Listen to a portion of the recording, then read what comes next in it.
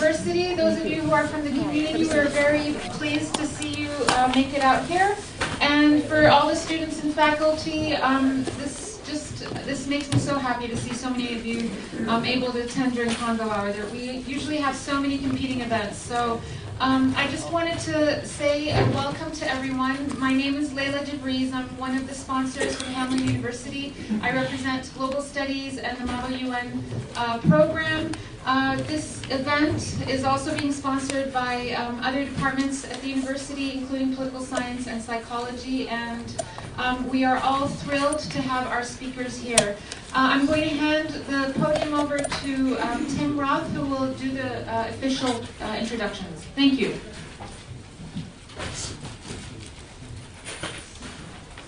We have to turn it on.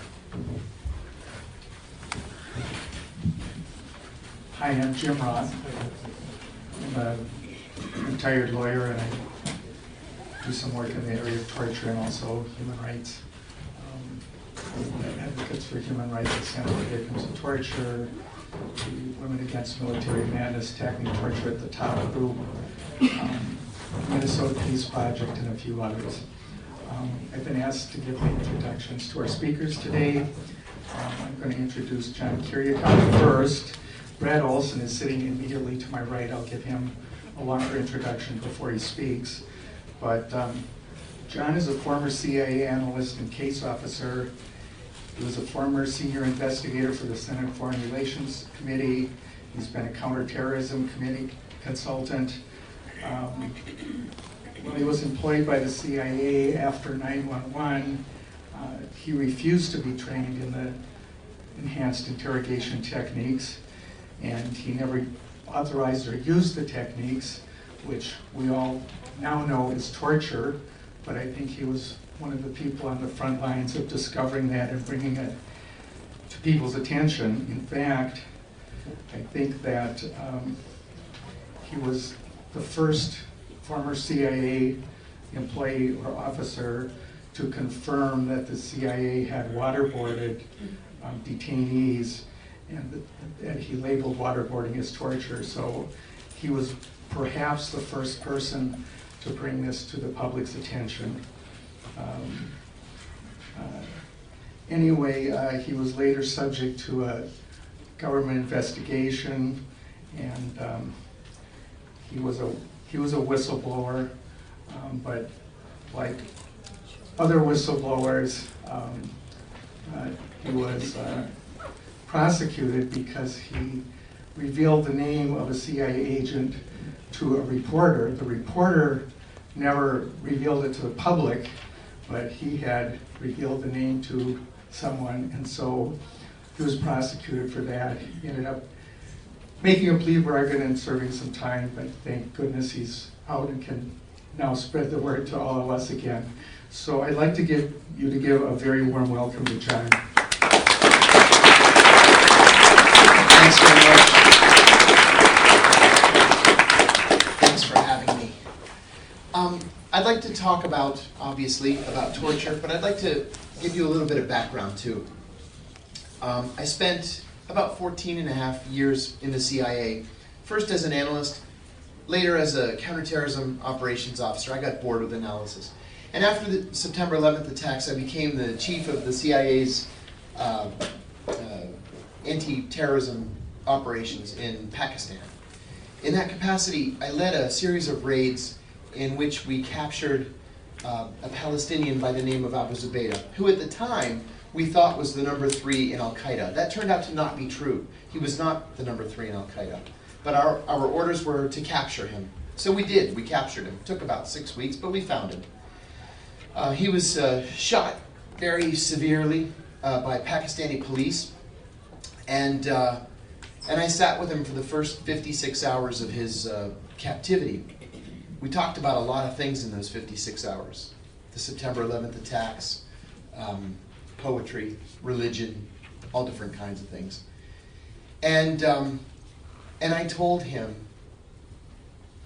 and I didn't mean to, to sound dramatic, but I told him, look, I am the nicest guy that you're going to meet in this experience.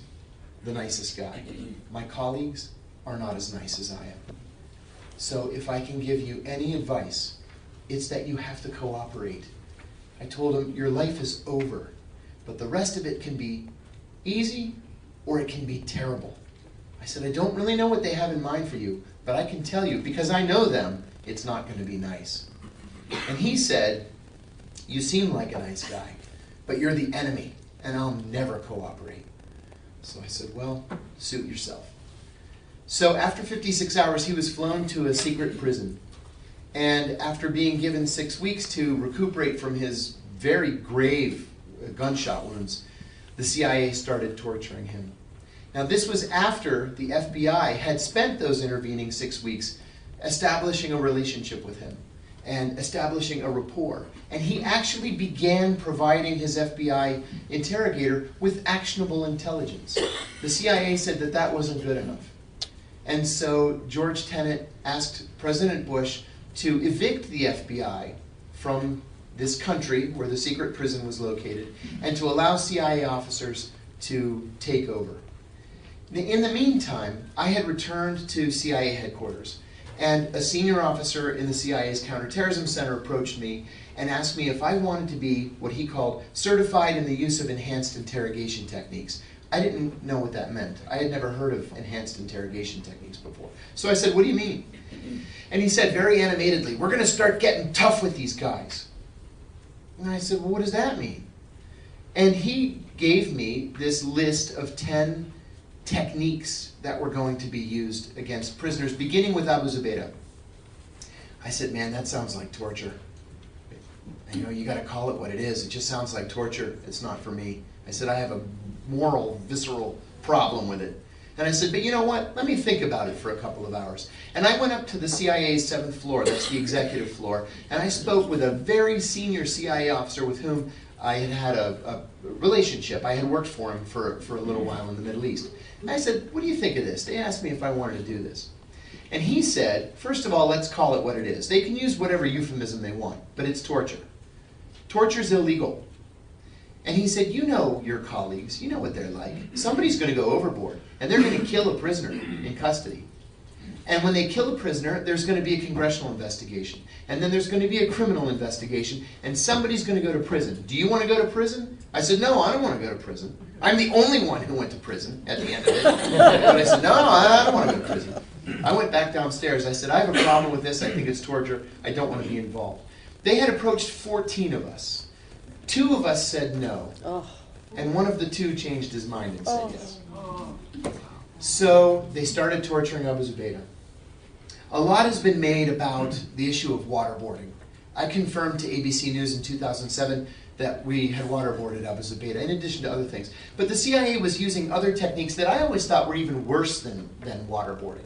Waterboarding is the sense of drowning. You have some sort of material, burlap, cloth, plastic, whatever, over your mouth, and you're strapped to a gurney, your feet are slightly elevated, and water is poured on your face, and it makes you feel like you're drowning. It's very painful because your body is tensing and reacting, and it's very painful, especially in your abdominal muscles.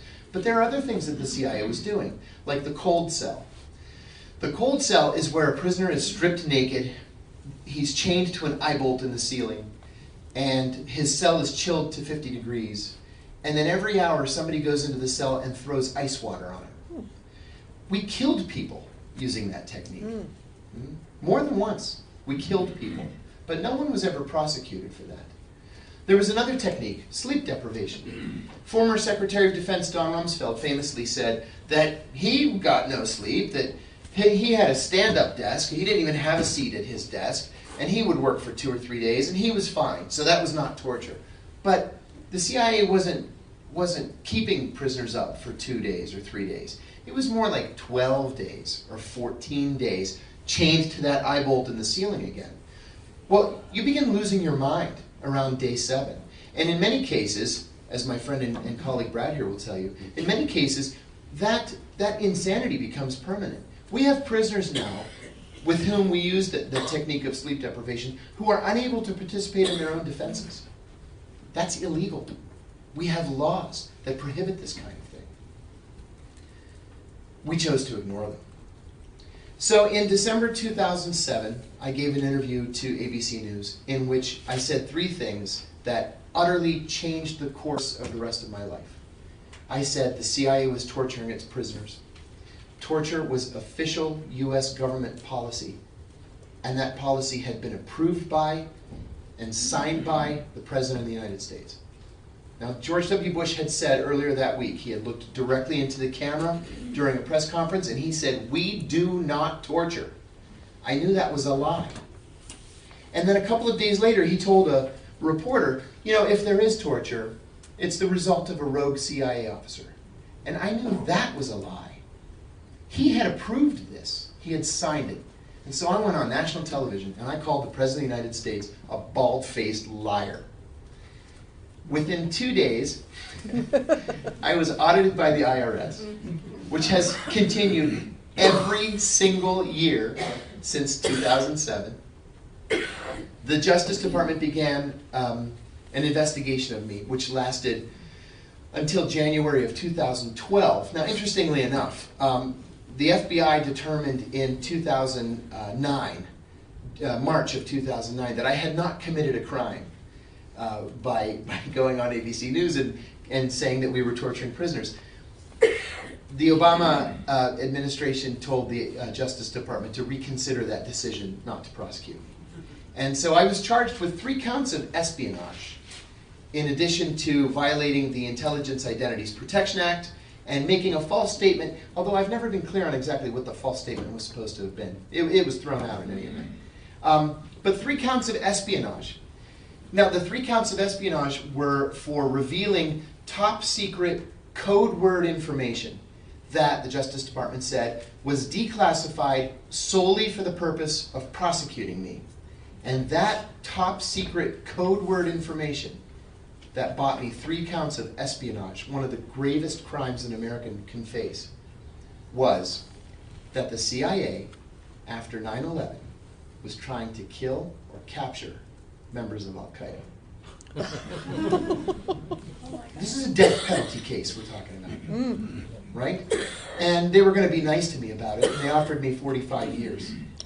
Yeah, 45 years in prison for revealing this unbelievably closely held, top secret code word information that we were trying to kill Osama bin Laden after 9/11. After 9/11. So in any event, like many defendants in America today, I took a plea to make it go away. I had 5 children at home. It was the prudent thing to do. But my time is over. I spent 23 months in federal prison. It just made me more determined to fight this abomination that's torture, this utter disrespect for our Constitution, for the law of the land. You know, like people on both the left and the right, I maintain that we are a country of laws. We're a country that has a working constitution, a living and breathing document, as some scholars say. And we need to respect that document. Without the Constitution and the resulting respect that we all ought to have for human rights and civil liberties, what's the point in, having a country? It just doesn't seem to make any sense to me. So anyway, I promised Brad I would be very short because we're going to try to take lots of questions. Thank you for having me. Please fight torture.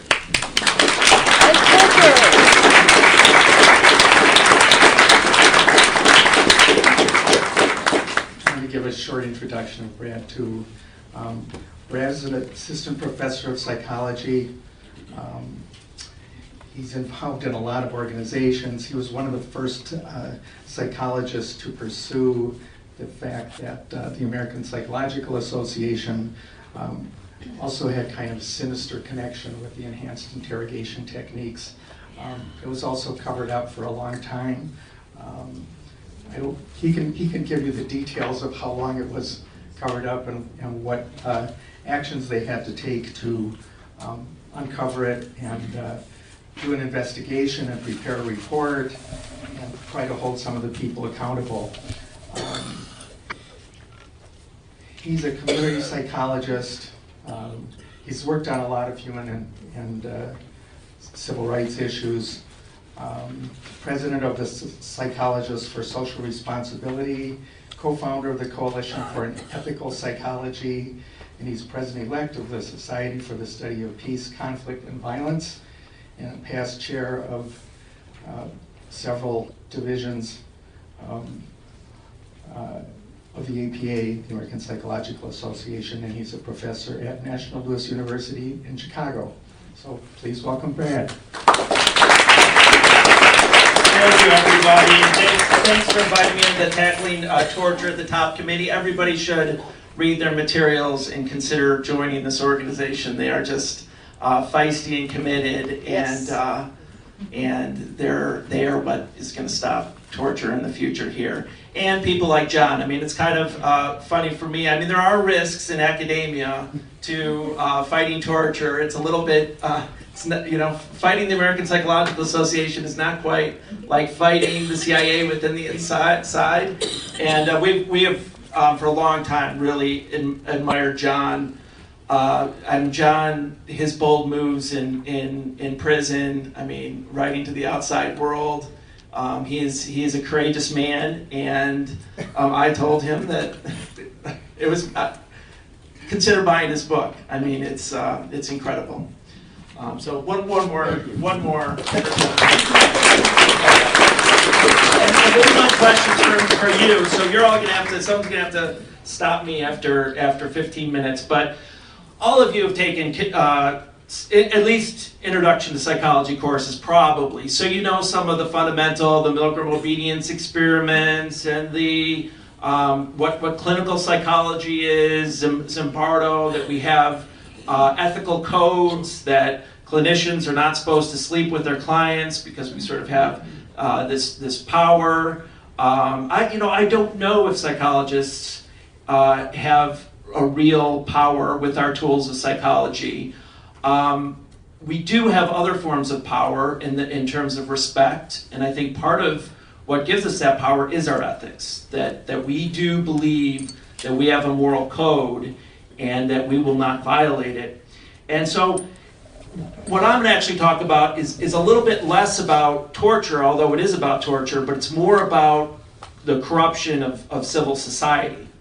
And so to have a profession like medicine, psychiatry, psychology, being involved in torture, that's adds another scary element to it. When the people who are supposed to be healing mental health are actually reverse engineering those techniques, as the techniques John talked about, the enhanced interrogation techniques, to torture using psychological pain, creating post-traumatic stress disorder, and making it so these individuals cannot even be tried. So John already gave a great introduction to that, but basically in 2005, after Abu Ghraib, Guantanamo, CIA black sites, all this information was coming out, the CIA and the Department of Defense needed psychologists. They needed psychologists because they thought they could get more information. They thought psychologists would be able to help with interrogations. I actually think someone with John's charm can get information out of people better than a psychologist could. But the psychologists were really used to legitimize torture.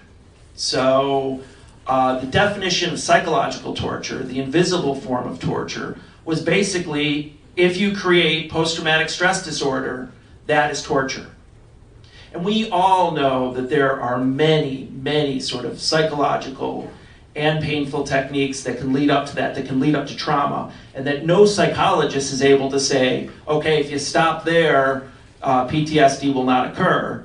But given this redefinition of psychological torture, psychologists needed to be in these places. I mean, according to intelligence. One CIA document we found was that a psychologist was present in every instance of CIA waterboarding, basically to say, stop, because if you keep going, it's going to lead to a permanent disorder. So, I mean, it is like, this is the dark side, and this is the dark side of our field of psychology and other fields as well. So basically the American Medical Association, American Psychiatric Association said there is no role for physicians or psychiatrists to be part of these national security interrogations American Psychological Association came out with a task force that was made up of mostly Department of Defense people we later found out were in the chain of command in places where torture was occurring. And this task force basically said psychologists will play an important role in the national security process through interrogations. So behavioral science consultant teams, psychologists would guide interrogations, locate vulnerabilities, they design detention punishment paradigms, removal of toilet paper. Eventually, originally this was psychiatrists and psychologists guiding these much of these interrogations. And eventually the Department of Defense said, we're going to use psychologists over psychiatrists. So this is not sort of a story about me, but it's a story of, I don't know, there's 5 of us psychologists who were really brought together to work on this issue, and then there are maybe another 40 who have also really put pressure. Psychology, the American Psychological Association is the largest body of psychologists in the world. And what we suspected from the beginning, but we didn't even know it was this bad, that this Pence task force had made this decision. These decisions were made by the CIA and by the Department of Defense before essentially the lessons or the guidelines in that report was created by intelligence and the military before this task force even started. Fortunately, one of my close colleagues, Jean Marie Arrigo, was a whistleblower on that task force, gave us information. We were brought in, Physicians for Human Rights, everyone who's speaking up about this issue, they brought us together. And since then, we formed the Coalition for Ethical Psychology. And we sort of became investigative psychologists. We, for the last 10 years, 20 emails a day at least go back and forth, us figuring out what's going on. We did not have that outside information, but using our psychological skills and Google, it's amazing what we could find and what we could uncover. And so we changed American Psychological Association policies by putting pressure on them through open letters, through committees, all sorts of events. Many people resigned from the American Psychological Association, thousands and thousands. There's a group of 100,000 psychologists. And eventually we put together a referendum because the internal council of APA wasn't going to do anything. So we got the membership to vote on an issue, and we won that referendum that basically said psychologists cannot be at any national security site that violates either the US Constitution or international law. But of course, the American Psychological Association still fought. Guantanamo was not a violation of US Constitution or international law. As John pointed out, it is. And so it's been a long fight. The APA has promised accountability. They had names of psychologists who were engaged in torture. They had the names of James Mitchell, who was an APA member in 2006, and is now being sued by the ACLU, an architect of the torture program. The APA has not done, their ethics office had not done anything to look into these cases. I mean, we had very clear evidence. But eventually, a couple key pieces came out, and I think this is where I played a little bit bigger role. One was Kevin Kiley, the Surgeon General of the Army, was having a debate with Physicians for Human Rights in Chicago, and I went up to Kiley afterwards. I'm like, "What do you think about these biscuits?" And he said, "Oh yeah, I talked to this Donovan the other day. They're great." And it turned out that Deborah Donovan, was married to the head of the APA practice directorate. She was a Guantanamo biscuit, we later figured out. And this head of the APA practice directorate, I'm sorry, there's a lot of names here, but he basically influenced this Pence task force from the beginning. So what a conflict of interest. He never mentions that his wife he controls this task force and never mentioned that his wife was a biscuit. What's a biscuit? A biscuit, the behavioral science consultant. That's the psychologist who guides the interrogations. So, yeah, no, please jump in for clarifications. I'm trying to go quick to meet John's time here. Because since I asked him to give me a little bit, he didn't need to give me that much. But the happy news is, so we found out Rand Corporation had this really suspicious study that they were doing on Guantanamo. So I called someone I knew in the substance abuse research world and asked at Rand and said, what's going on? What is Rand studying here with Guantanamo? He's like, I don't know, that's really creepy. I don't go down that hallway, but I know a guy. And so I called this guy, Scott Garware. And he was this really enthusiastic young man, really into psychology, but he wanted to use it, psychology for interrogations. And he had also worked with APA on a couple of CIA workshops. But he basically, we lost him after a while. A guy from Physicians for Human Rights hooked up with Scott, and then Scott got murdered. Not murdered. What a Freudian slip.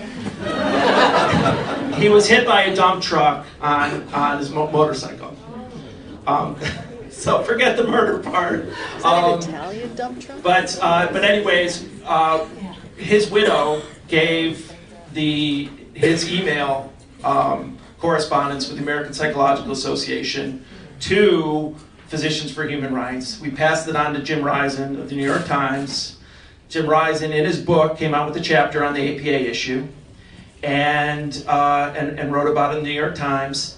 APA came after Jim Risen, and that made Jim Risen mad, which was not a good thing.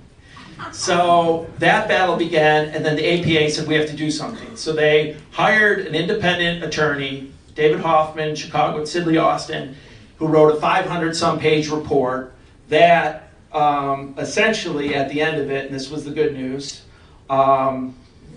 said that the critics' understanding of the Pence task force was correct. APA officials colluded with DOD officials, loosened the APA ethics code, and already added to the porous legal constraints that already existed. And had it gone differently, psychologists would have had a more difficult time harming detainees. And so he had a message to the field of psychology that we do as psychologists have a special skill that can heal or damage. And when the profession allows for the infliction of pain on those with an inability to resist, the faith in the profession can diminish. And so we as a field need to define for itself what is ethical and legitimate. And I'll stop there. So we have a short-term success here, but changing that big institution of the APA is a little tougher.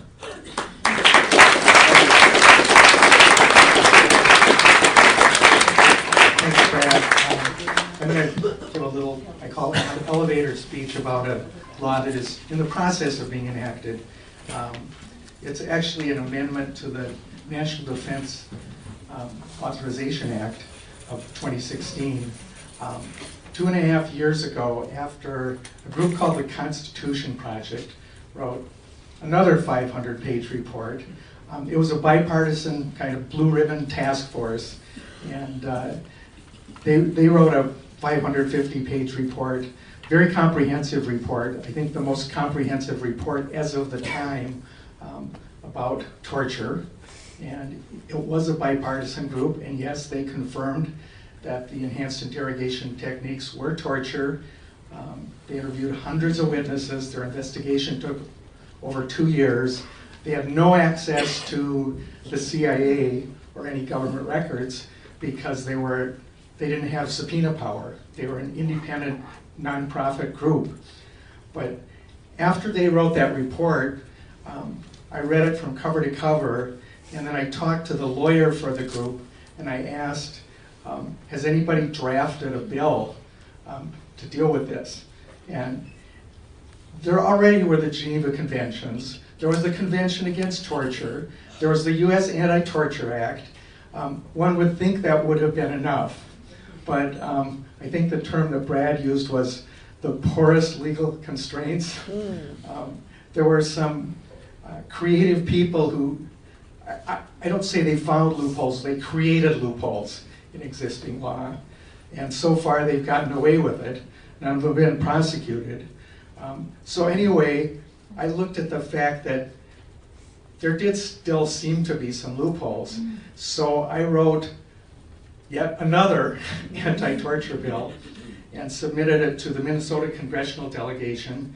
And it sat there for a while because in consulting with Scott Ream at the Constitution Project, he said, you're only going to have one chance at this, and you have to wait until the stars are in the right alignment.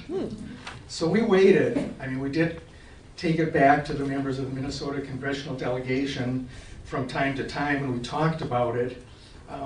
But then we also knew that the Senate Intelligence Committee was conducting its own investigation, and unlike everybody else, they did have subpoena power. They were able to subpoena extensive CIA records. They couldn't get anybody from the CIA to cooperate or testify, but they got a lot of information. And they finished a 6,500 page report, and then it was classified. So the Senate Intelligence Committee had to decide whether or not they would make it public. And so in April of 2014, the Senate Intelligence Committee did vote that it should be made public, but then it had to go to the CIA and the White House for redactions. Some of us thought it would never get out of the CIA and the White House, but in fact, in December of last year, they released a 550-page executive summary and findings, with redactions, of course. But that was a pretty revealing document. The rest of it has not been released yet, but there was also an uproar created because the CIA was monitoring the Senate Intelligence Committee while they were conducting the investigation. But the CIA denied that they were monitoring the Senate Intelligence Committee. The Senate Intelligence Committee is supposed to have oversight over the CIA, but John can tell you about who has oversight over who. Anyway, Dianne Feinstein, who was then the chair of the Senate Intelligence Committee, got upset. And she's not a very good person to get on the wrong side of. In fact, she's a terrible person to get on the wrong side of. If you'll pardon the language, you know, I sometimes like to say they fucked with the wrong person. Well, they did with her. And John Brennan, who's the head of the CIA, basically called Dianne Feinstein a liar, and that made her even madder. And then it was basically revealed that, surprise, surprise, it was John Brennan who was the liar, because it was proved that they were monitoring the investigators while they were investigating. So now we decided the stars might be in the right alignment because they pissed off Dianne Feinstein. And so I actually took the bill back to Senator Klobuchar and talked with her staff about it. And her staff put me in contact with the Senate Intelligence Committee, and they were just starting to draft a bill. So I gave them my bill, and then they basically consulted with me about what the language was, and they came up with a new bill. They decided that in order to get it through the current Congress, it might be a good idea if they could convince John McCain to put his name on it.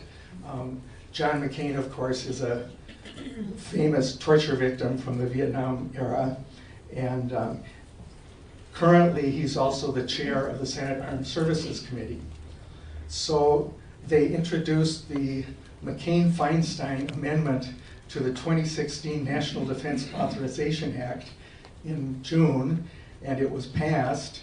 The House had passed a version of the National Defense Authorization Act without any anti-torture language. so it had to go to a conference committee. The conference committee was headed by a guy named Mac Thornberry, who is a Republican from Texas, and he thinks that torture should be legal. So, you know, just about at every juncture where you're trying to expose illegal torture, there's somebody in authority who thinks it either is legal or needs to be legal. But John McCain bullied Mac Thornberry enough, so it did survive the conference committee. And it has been passed by both the House and the Senate. President Obama vetoed the National Defense Authorization Act because of some funding provisions in it. They were trying to sneak some money into the Overseas Contingency Fund to get around the restrictions that were created a few years ago in the budget. A lot of people didn't like it, including President Obama, so he vetoed it. So they went back and they fixed that part of the bill, and they repassed it. It's passed the House, it's passed the Senate, it's soon going to be sitting on President Obama's desk, so we'll see what he does. That's kind of the good part. The bad part is the provision to close Guantanamo that has survived is basically a provision to not close Guantanamo. There are 113 prisoners left, I think, detainees. There is a process for releasing them, but it's a very torturous process, if you'll excuse my wording. And this bill has actually made it worse. So, and it's sitting on President Obama's desk. If you feel strongly about closing Guantanamo, you might want to give the White House a call and tell President Obama to veto it again until they fix the Guantanamo provision. Now I'll open it up for questions. Yes, sir. Back in the ideal days of my youth, this would be like a huge story, and I think, and the TV stations would be here, and the papers would be here, but I bet they're not here. And so my question for your distinguished guests is, what's your theory about why our mainstream media just doesn't care very much about this kind of important story? You know, in January of 1968, the Washington Post ran a front page photograph of an American soldier waterboarding a North Vietnamese prisoner. And the day that that photograph was published, Secretary of Defense McNamara ordered an investigation. The soldier was arrested, he was charged with torture, he was convicted and imprisoned. The law has not changed since 1968. The law is the same. It was the same in 2002 as it was in 68, and it's the same in 2015 as it was in 1968. So what's changed? Number one, the Patriot Act, the so-called Patriot Act, which is monumentally unpatriotic, if you ask me. And along with the Patriot Act and the shock of the September 11th attacks, the American people have incrementally given up many of their civil liberties. And it's happened so quietly that it's insidious. And we've gotten to the point where, well, Daniel Ellsberg told me we've gotten to the point where every dirty trick that the Nixon White House pulled against him after leaking the Pentagon Papers is now legal because of the Patriot Act. And I think that because the American people don't seem to be outraged, the press really isn't outraged. We can have a whole conversation about corporate ownership of the mainstream media, which I think is also a problem. But so long as we aren't in the streets, you know, in large numbers, I don't think the media is really going to care about this information. It's heartbreaking to me. Yeah, I agree absolutely with everything John said. And just to add to that from a psychological perspective, I mean, the CIA, the U.S. has always tortured, but at least at one point it was underground. With the Bush administration, it was above ground and it became acceptable due to fear, due to our giving up of human rights and civil liberties. And that's part of what activism is about, is at the very least, to push it back underground, to make it so that it is unacceptable to praise and talk about. And I'm also going to blame our schools. I don't think we have the same sort of moral, ethical discussions that we used to. It's too much standardized testing and too little humanization of our country and world. Yeah, go ahead. So this is I have a question about torture of people who are mentally incompetent to resist. So I'm 41 years old, and in 1983 my dad was committed to St. Peter Mental Hospital. He was in a good state of mind. When he left 11 years later, he was in a very bad state of mind. Since then, I've gotten the courage to go through his records with St. Peter, and it is the most disgusting thing I've ever seen. He was deprived. They had a deprivational program for him. If he wasn't, he was delusional. He was diagnosed with undifferentiated schizophrenia. So they would isolate him for 90% of the time.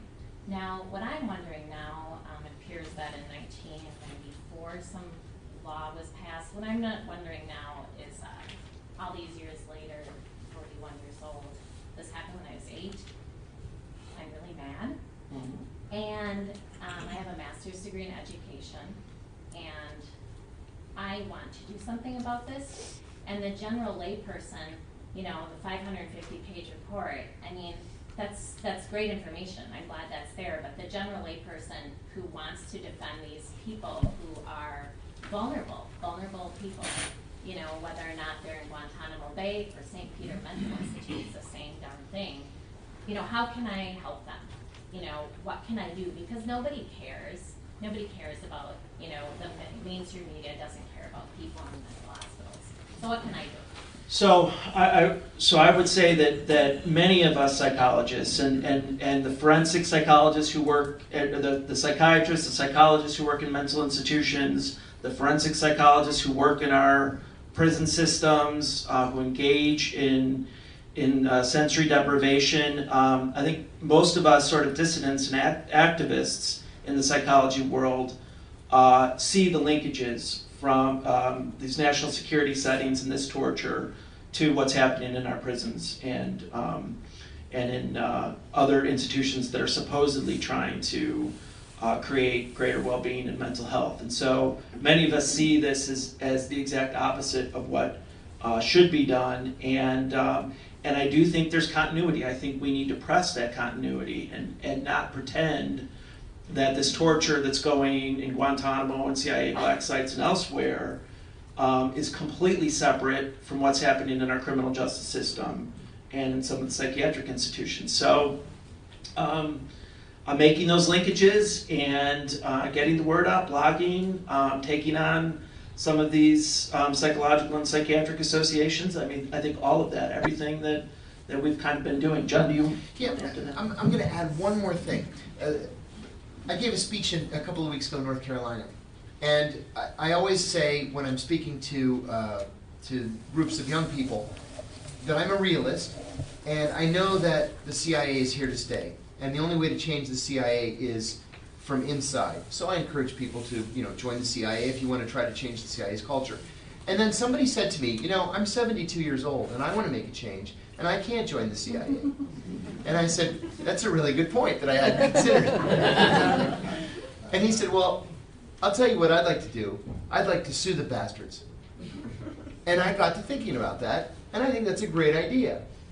We need to be litigious pricks when it comes to these issues, because the mainstream media is not covering it. Congress doesn't take their oversight responsibility seriously enough. So what can we do as citizens? If we have standing, we can sue. If we don't have standing, we can complain to licensing boards. We can write letters to the editor. We can write blogs, like you said. We can do podcasts. We can do all kinds of different things to get the word out. And I think that most of us don't even really consider it. I do this sort of professionally now, and I hadn't considered it. But there are a lot of things we can do. We can make it difficult for the people who have made it difficult for others. And I should have said nobody cares. I mean, people care, but I just think people don't understand. They think someone goes to the psychiatric facility and then they're getting help. Sure, and they're not. Same in prison. And There are two drugs allies. everybody gets in prison. You can either have Tylenol, 800 milligram big Tylenols, or Zoloft, and that's Wow. it. And the rest is up to you. Wow.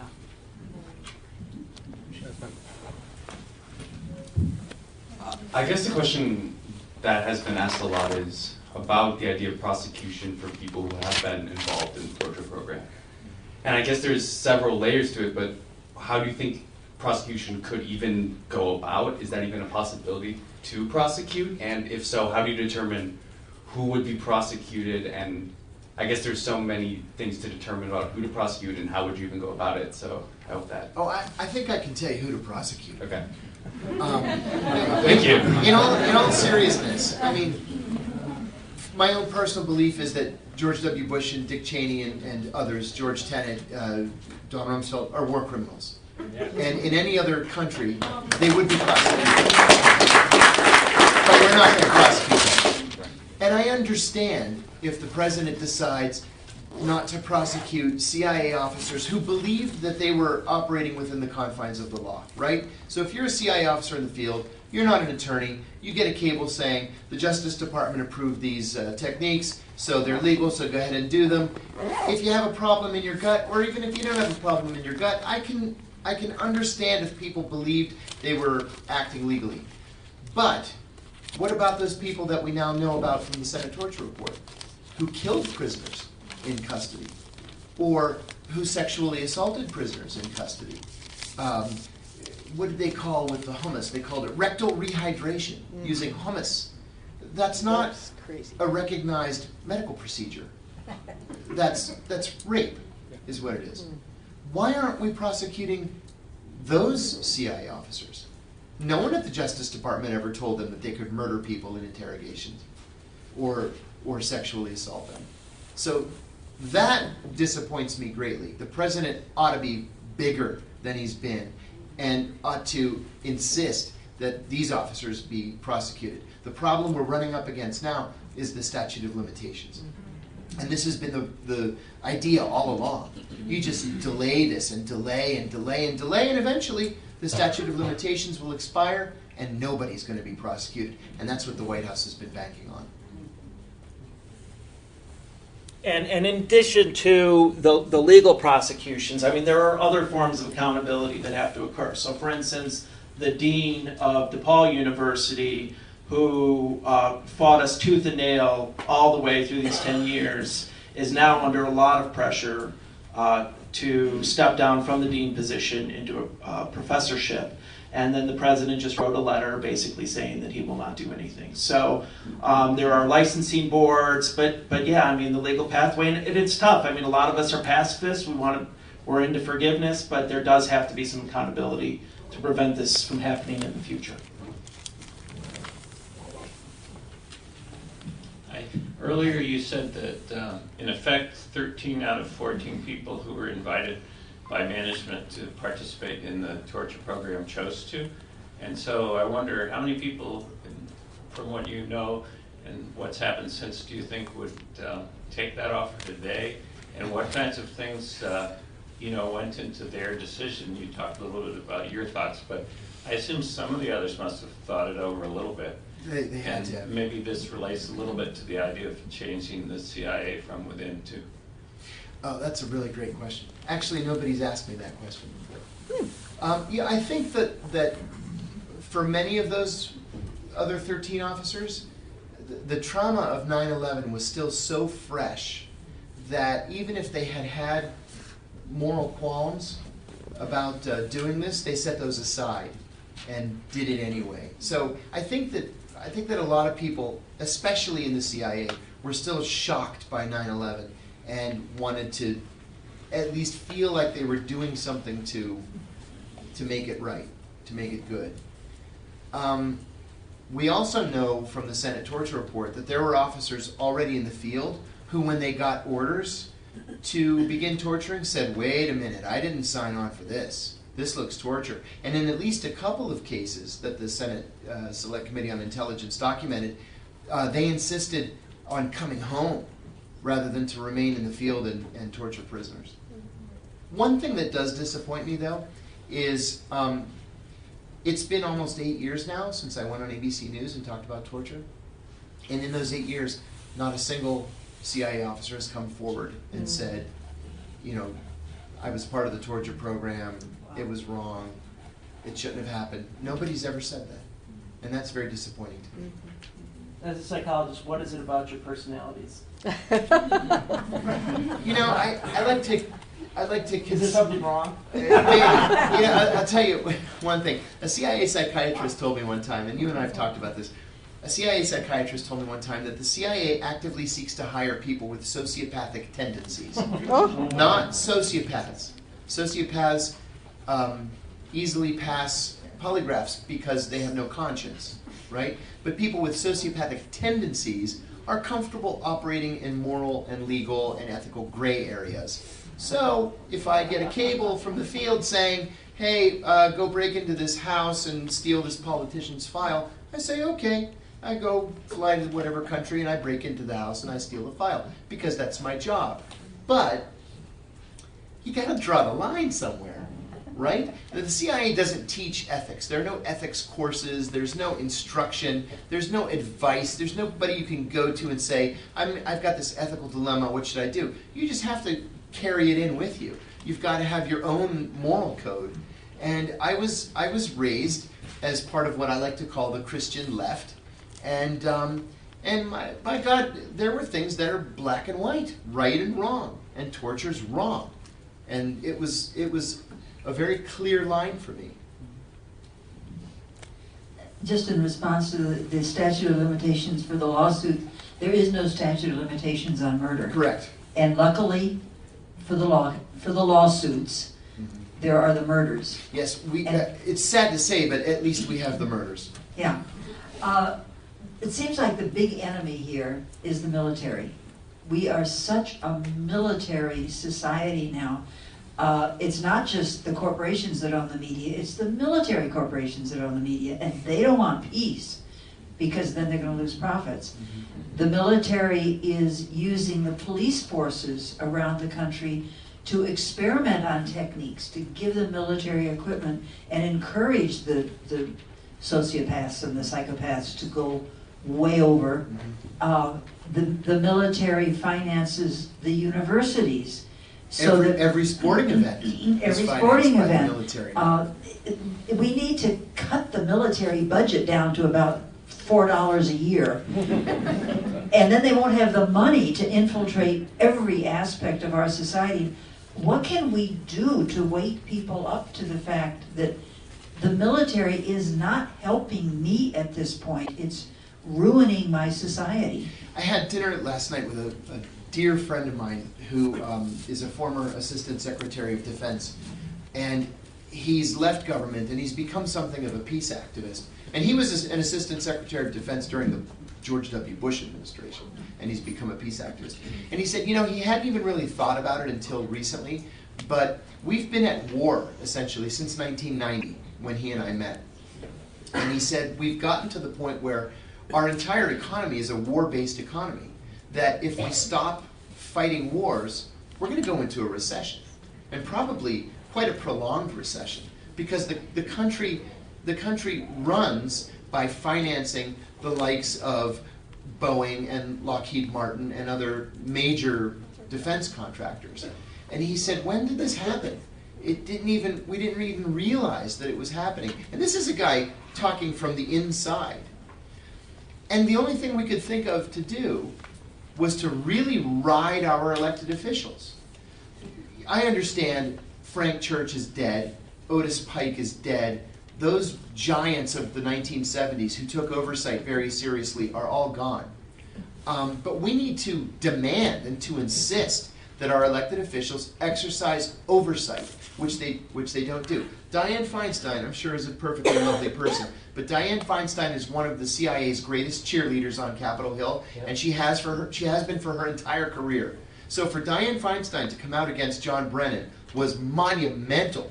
I mean, Brennan really screwed her to make her come out on the floor of the Senate and denounce the CIA and John Brennan. But that was kind of a one-off. We need to demand that our elected officials who are members of the Armed Services Committees and the Foreign Relations and Foreign Affairs Committees and the Select Committees on Intelligence really exercise oversight and bring these programs to a halt when they're no longer needed. And we're not seeing that. Well, for the people that you talk about prosecuting, good Lord, what about the legal profession? I mean, the medical profession failed us, the psychiatric profession failed us, the nursing profession failed us, but how about John Yoo sitting there in the White House office crafting illegal documentation? With a straight face. Yeah, for all that, so that George Bush could say, it's all legal. See, John Yoo told me so. Right. And he, what does he end up with? Yeah, federal. Does he go to jail? Oh no, he gets a slick professional, a slick job in, was it Berkeley Law School? Berkeley. Yeah, I mean, where is that profession? They have, you know, here's this 535 legislators, probably 80% of whom are lawyers. You know, give me a break. One of my 11 lawyers is Jesselyn Radak, who recently headed the national security practice at the Government Accountability Project, whistleblower.org, and is now with exposefacts.org. But Jesselyn was the chief of professional ethics at the Justice Department in the immediate aftermath of the 9/11 attacks. She happened to be on duty the day that American military forces captured John Walker Lind, who became known as the American Taliban. So the FBI called from Afghanistan. Jesselyn answered the phone, and they said, we just caught an American citizen in a fort during a gun battle with the Taliban. What do we do? And she said, you have to read him his rights. He's an American citizen, and he has constitutional rights. You have to read him his rights. They didn't. A couple of days later, Attorney General Ashcroft went on TV and said he was read his rights, he waived them, and he confessed. That was a lie. He had not been read his rights, he had not waived them, and he had not seen an attorney. When Jesselyn complained about this, she was told to mind her own business. She decided to make a copy of all the emails that had gone back and forth between the Justice Department and the FBI. The emails had been purged, right? There were only 2 left. So she took the 2 that were left and she sent them to Newsweek, to Mike Isikoff at Newsweek. Mike Isikoff, who must have been half brain dead that day, published the emails without blacking out Jesselyn's name. Right? She was escorted out of the Justice Department and fired for blowing the whistle on the fact that the Justice Department and the FBI had violated John Walker Lind's constitutional rights. Not only was she fired, she was blacklisted from a firm that had agreed to hire her in the aftermath of all this and fired from that firm. The Justice Department asked the DC bar to disbar her. Wow. Right? Interestingly enough, for violating professional ethics. And then, just to make sure that it really hurt, they put her on the no-fly list as a terrorist sympathizer. Mm-hmm. This is the Justice Department that did this. So, sure, we've got John Yoo, and we have Bybee, and what the others? Delahunty. These guys are in up to their necks, and at the very least should have lost their law licenses for what they did. But it's bigger than that. It goes beyond those guys. It's not just the ones who have twisted and bastardized the law to try to make a legal case for torture. It's all these other ones too who try to quash any dissent. And it's not just at the Justice Department. It's at the CIA, it's at the FBI, it's at NSA. You can't believe what NSA has done to some of their employees. Tom Drake, Kirk Wiebe, Bill Binney. It's a nightmare, and it's government-wide. How about a couple more questions? Do we have, Colleen, where's Colleen? Right here. Is that okay? Yeah, I don't know, is the room okay? One more question. One more. Just one, two. Oh, you have one?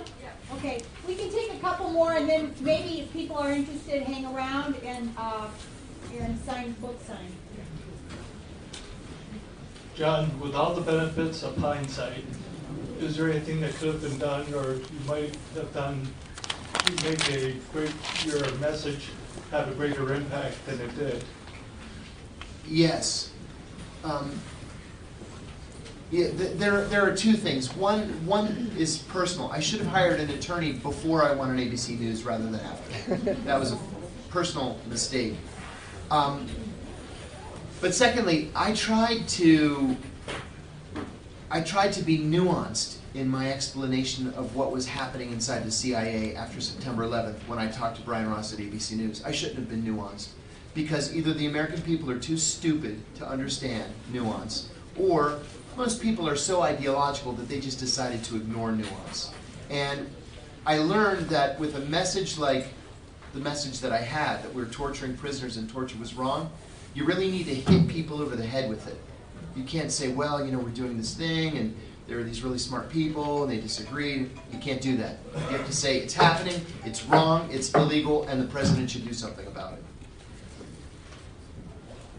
All right, I'm a former soldier. I was stationed at Fort Benning. I found out what the SOA is and what they were teaching there, and I decided to vacate the military at that point in time. Fantastic. And when I say vacate, I mean I walked away. I walked off base. And subsequently, I was, you know, kidnapped and caged, much like yourself, but for a much shorter period of time. And I wanted to let you know that, you know, you're not alone out there, and there are people that are standing up. Thank Thank you. you. Thank you. Thank you. That was very brave. I'm going to put a plug in. I'm so glad you said something. I'm going to put a plug in too for an organization that I became aware of when I was in prison called Quaker House. It's in Fayetteville, North Carolina. And they've been around since 1969 solely for the purpose of helping people like you who have had second thoughts about military service based on what they've seen in the military. Thank goodness that there are organizations, there aren't a lot of them, but there are organizations like Quaker House where you can go and get free legal assistance and free counseling and have people really help you sort through these things. It was a very brave thing that you did. Thanks for saying something. Back here.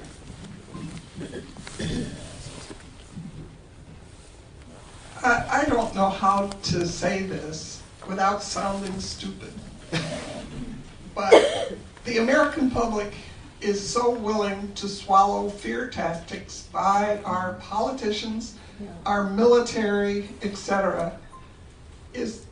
What can we do about that? Nothing? Like lemmings right over a cliff. Somebody asked me the other day if the CIA has closed all of its secret prisons and torture sites. And I said, I don't know. This was a reporter, and the reporter said, but they say they have, and the president says they have. And I said, but you know what?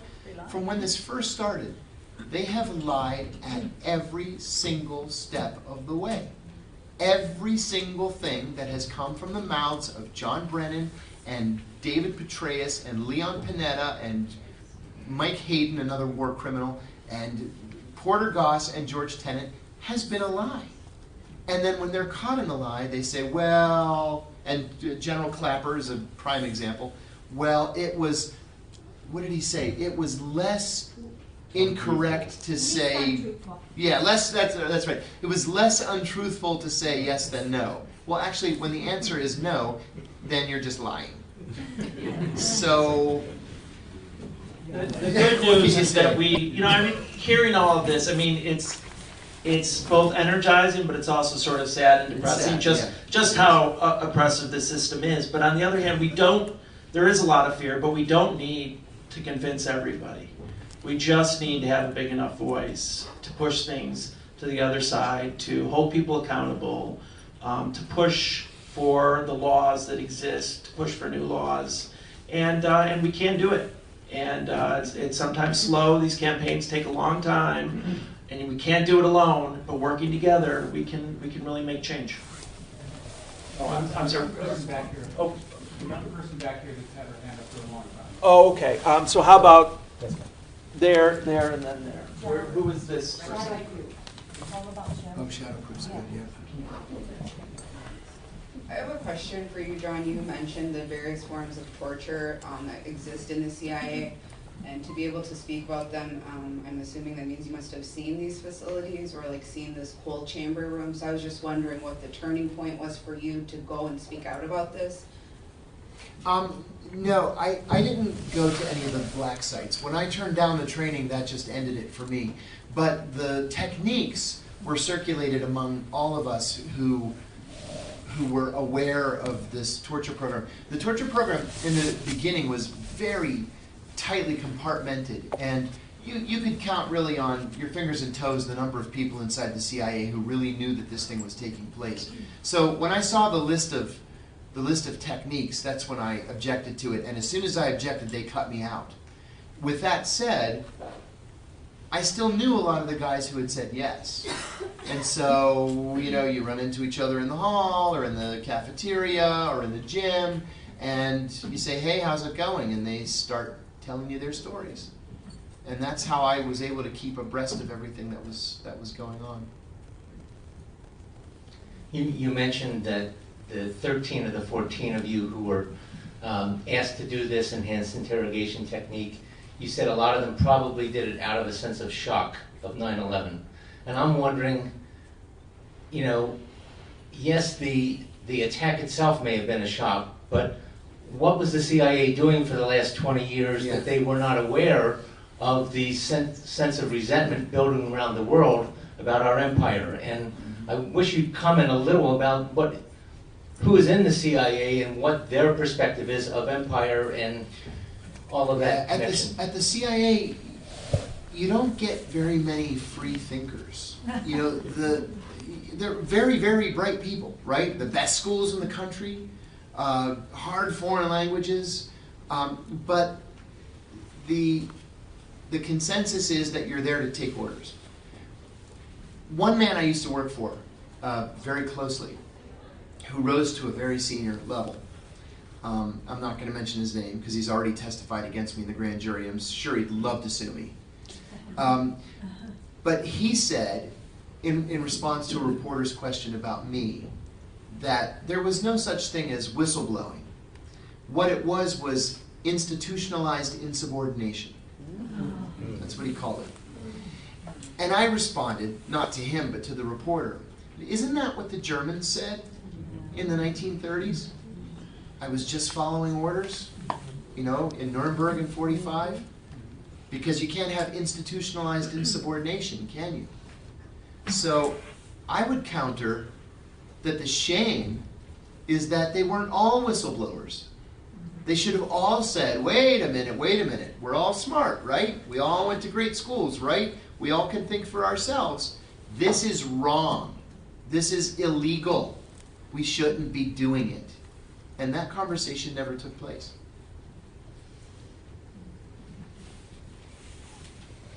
Okay, how about one more question and then we'll get to the book signing? I'd just like to ask what you think of this idea.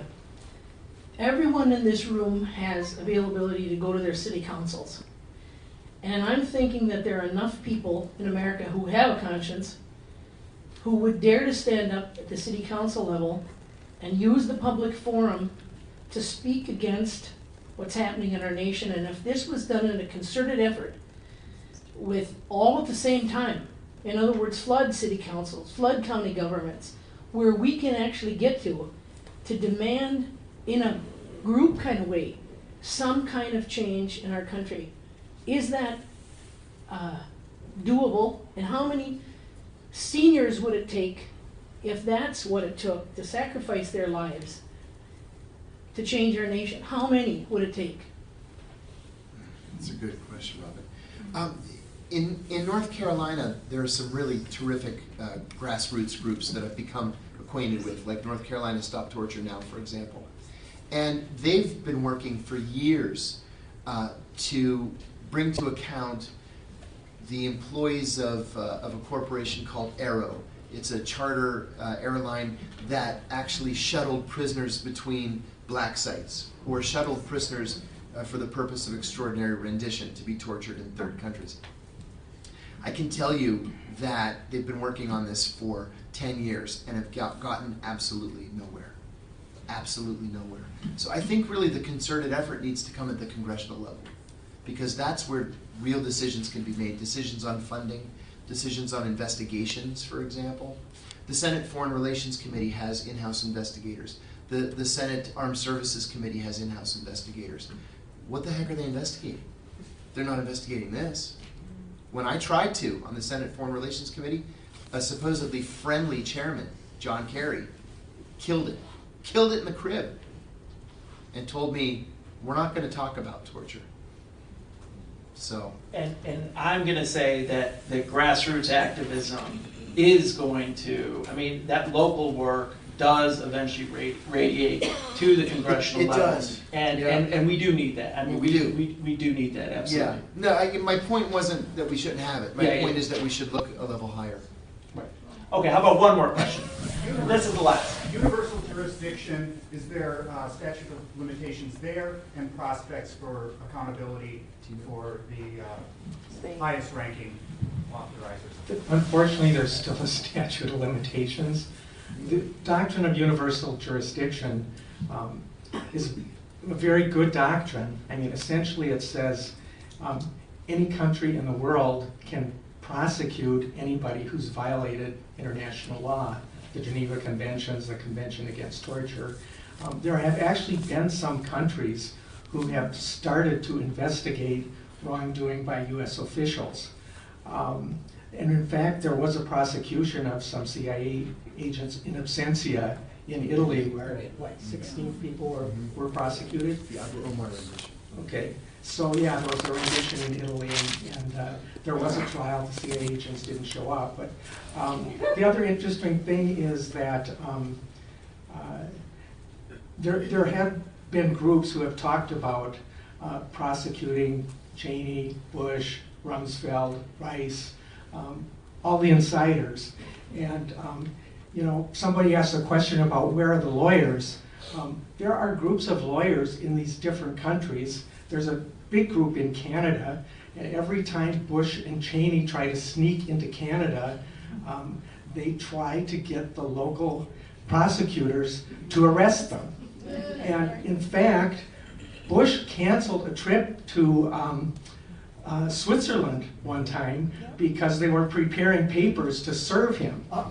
And so one thing that has happened as a result of this is that they have to be careful where they travel. So, you know. So that's a good optimistic.